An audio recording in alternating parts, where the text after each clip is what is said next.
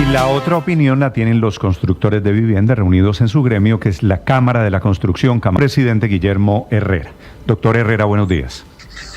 Néstor, buenos días. Un saludo para todos ustedes y para la audiencia de Blue Radio. Acaba de decir el ministro de Comercio, como seguramente usted lo escuchó, que apenas es de 0.5%, menos de 1%, máximo 1,5% el efecto sobre la vivienda, para el efecto de subir el arancel para productos como el alambrón de acero, hierro y aluminio.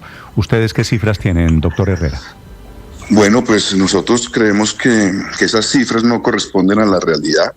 Digamos que aquí hay que hacer una evaluación ponderada de todas las salvaguardias, que no es solamente la del alambrón.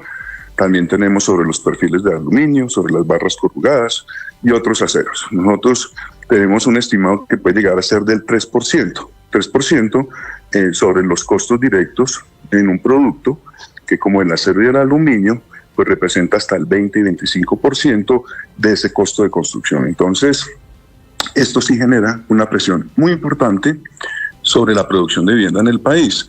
Algo que además creo que tiene que ser evaluado, reevaluado por el gobierno. Nosotros claramente nos vamos a acercar al ministerio para buscar que se haga un análisis que interprete todas estas medidas y genere un equilibrio. Yo quiero decir una cosa, Néstor, no es que nosotros nos opongamos a tomar medidas de protección para la industria nacional, como el caso del acero, pero lo que sí decimos es que aquí hay unos equilibrios muy frágiles que por proteger una industria pueden terminar afectando a otra, como en el caso de la construcción, que para darle un ejemplo, solo en agosto, 48,000 obreros de la construcción se quedaron sin trabajo en Colombia. Entonces, estas medidas lo que generan es una presión adicional para generar más inversiones. Si llega a subir el costo de hacer una vivienda en Colombia, 1,5%, como dice el ministro, 3%, como dice usted, ¿es mucho? ¿Eso afectaría el ritmo de construcción? Pues sí, aquí hay dos cosas. Incluso, mire, la ANDI, que es tan juiciosa, ahí decía el director de la Cámara de Acero de la ANDI que esto podría representar el 1% del precio de venta. El 1% del precio de venta. En proyectos de construcción, como vivienda de interés social, que por lo que se ha venido deprimiendo el mercado, hoy está trabajando con unos márgenes mínimos de utilidad. Algunos proyectos pueden tener el 2,5 o el 3% de utilidad.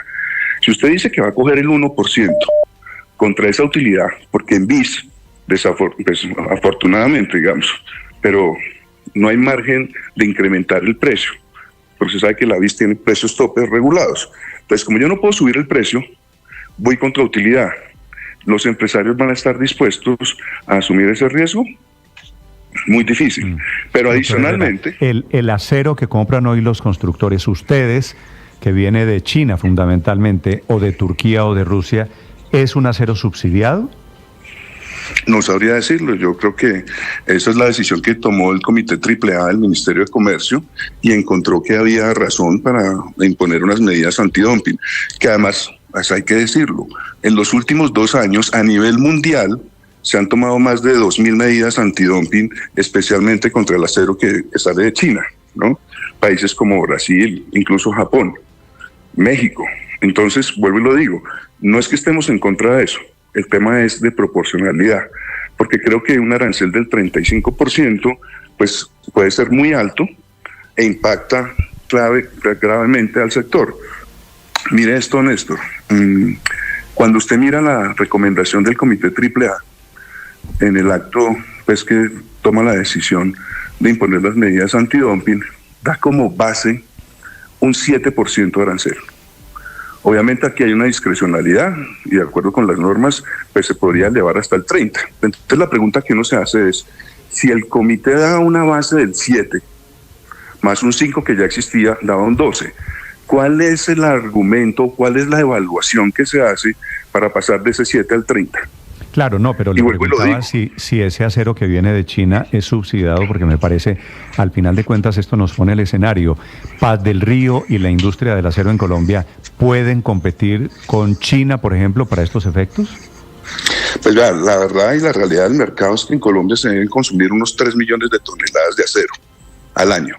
y 1.200.000 aproximadamente son importaciones. Entonces aquí lo que tenemos es un mercado que es deficitario, la industria local no alcanza a producir todo el acero que consume el país y es necesario importar. Ahora, seguramente pues el mercado, los precios del mercado están definidos por esa combinación de productos nacionales e importados. Que si el acero chino es subsidiado, pues seguramente sí, y eso es lo que determinó el comité AAA. Que si la medida era el 7 o era el 30, y que si además sumo lo del aluminio y los otros aceros, que si es el 0,5 o es el 1,5 o es el 3, pues es lo que creo que teníamos que habernos sentados todos a evaluar. ¿Por qué? Vuelvo y lo digo, una disminución en el número de subsidios que va a afectar las ventas con unos mayores costos en la producción, lo que va a generar es una disminución de mercado de vivienda con el efecto que eso tiene para el empleo. Efecto que no hay que esperar a ver, porque vuelvo y lo digo, es un efecto que ya estamos viviendo. Por 3 meses consecutivos. Siendo una competencia. Uh-huh. Sí, pero llevamos 3 meses consecutivos. Claro, pero es que en la industria de la construcción lleva 3 meses liderando la pérdida de empleo en el país. En el último mes, en agosto, se perdieron más de 84.000 empleos. Y vuelvo y lo digo, de esos 47.000 eran obreros de la construcción. Es decir, clases populares que dependen de este sector para poder hacer mercado, que se están quedando sin trabajo. Y si seguimos a este ritmo, pues este sector se va a seguir deprimiendo y lo que va a generar es más pérdida de empleo. Nosotros estimamos que si no se corrige esta situación y con el hueco que se hace en la disminución de subsidios y con el incremento de estos costos, es muy probable que la producción de vivienda de interés social para el próximo año pase a ser algo más de 50.000 unidades, lo que nos pondría en un escenario como el que teníamos en condiciones económicas para en el año 2010. Sí. Es decir, un mercado más pequeño es un mercado laboral mucho más pequeño también. Doctor Herrera, ustedes han podido hablar de este tema con el propio presidente Gustavo Petro. Se lo pregunto porque hace unas semanas el presidente Petro recibió a empresarios de la industria siderúrgica y después de esa reunión pues se vienen implementando todas estas medidas. No sé si usted recuerda cuando el exalcalde de Cali, Maurice Armitage, salió a decir un comentario como el presidente Petro no está tan loco. Eso después de reunirse con él y después de seguramente analizar la situación de su sector y después de eso pues se implementan estas medidas. ¿Cómo está esa interlocución directamente con el presidente Petro? No, con el presidente Petro no hemos tenido la oportunidad de sentarnos, pero sí hemos hablado mucho con el ministro de Hacienda, con la doctora Laura Sarabia, con el DNP incluso. Ayer estuve en una reunión con el Ministerio de Vivienda para buscar de verdad, y por eso que nosotros lanzamos esta alerta y pedimos un plan de rescate para el sector, porque la cuestión está delicada. Yo recuerdo, Néstor, que yo los acompañé a ustedes a principio de año, ¿no? En una entrevista ya en estudio, también haciendo la alerta, porque es que completamos 25 meses de caídas y hablamos del tema. Sí. Y lo que sí es cierto es que el gobierno viene hace un año anunciando un plan de reactivación para este sector.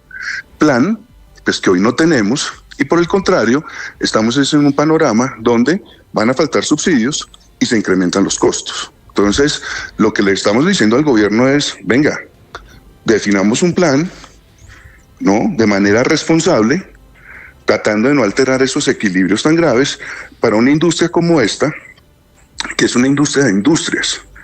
Y tal vez eso es lo que yo le diría al ministro Reyes. El PIB que genera la construcción, el Producto Interno Bruto, la generación de riqueza de este sector, no es porque unos señores pegan ladrillos, es porque unos empresarios compran ladrillos, concreto, acero, plástico, madera, ¿no? Hasta botas para los obreros. Y le voy a dar un dato de la importancia. Señor. Las últimas cifras que tenemos del DANE son del año 2022. En el año 2022, que fue un año muy bueno, se vendieron más de 250.000 viviendas. En ese año, la producción del sector de la construcción fue de 82 billones de pesos. De esos 82 billones de pesos, lo que llaman consumo intermedio, es decir, lo que este sector le compra a otros 34 sectores económicos, fue de 54 billones. Y de esos 54 billones, unos 40, como un 75%, es industria local. Entonces, si usted apaga esta máquina No, lo pues que está haciendo es que está golpeando la afectando a industria todas las nacional. industrias. Está golpeando a la industria nacional de una forma muy Esa es la fuerte. alerta. Porque si esta máquina pasa, como está pasando ahorita, de 250.000 a 106.000 viviendas vendidas, ¿qué pasa con toda la cadena económica que estamos jalonando acá? Entonces, no solo se están perdiendo empleos en el sector de la construcción, también se pueden estar perdiendo empleos en esas otras industrias que tienen muchos menores niveles de venta, que pueden incluir a las mismas siderúrgicas, ¿cierto? Porque se contrae la venta de vivienda en Colombia. Es una medida profundamente controversial. El gobierno colombiano intentando proteger a los productores de acero de nuestro país. Dicen los constructores, ojo, porque esto de carambola puede terminar siendo efectivamente un tiro en el pie. Es Guillermo Herrera, presidente de Camacol, el gremio de los constructores en Colombia. Doctor Herrera, muchas gracias. Ricardo, gracias. Un saludo para todos ustedes y un buen día. Un buen día.